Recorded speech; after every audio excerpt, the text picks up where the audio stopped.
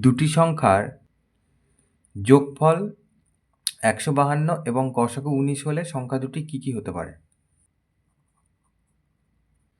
তো এখানে গসাগু দিয়েছে আর যোগফল দিয়েছে।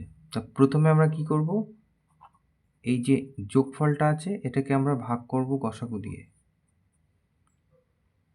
তাহলে আমরা কত পাবো? 8 নং 72 হাতে 7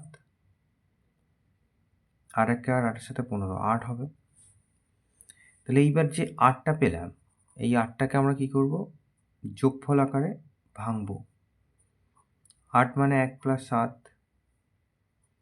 8 মানে 2 + 6, 3 + 5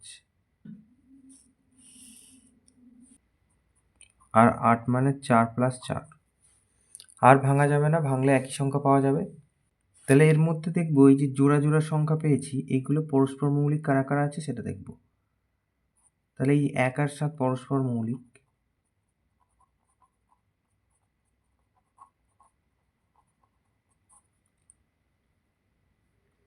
2 6 পরস্পর মৌলিক না, 3 5 পরস্পর মৌলিক,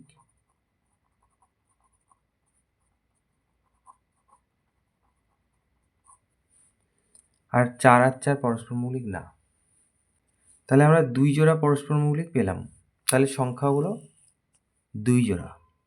তাহলে সংখ্যা দুটি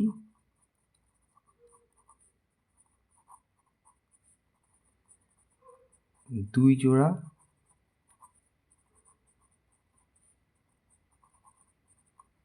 হতে পারে। এখন কি করব, এখানে পেয়েছি 1 আর 7, তাহলে এই 1 লিখি আর এই 7 লিখি। এর সাথে দুটোর সাথে গুণ করব কি, গসাগু। গসাগু কত ছিল? গসাগু হচ্ছে 19।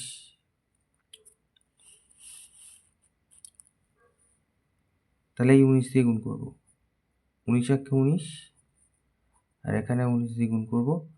7 নং 63 হাতে 6, 7 একে 7 আর 6 13, 133। তাহলে এটা এক জোড়া সংখ্যা হলো। আর এক জোড়া এই যে পেয়েছি আমরা 3 আর 5, তাহলে ওই একই রকম 3-এর সাথে একবার 19 গুণ করব আর একবার 5-এর সাথে 19 গুণ করব। 3 19 তাহলে 57 আর 5 19, 5 নং 45, সাথে 4 95। তাহলে এই হচ্ছে আর এক জোড়া সংখ্যা। তাহলে অতএব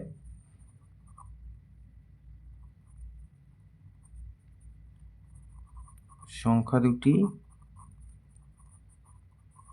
দু জোড়া, অর্থাৎ 19 আর 133 এটা, অথবা 57 95 হতে পারে। এটা উত্তর।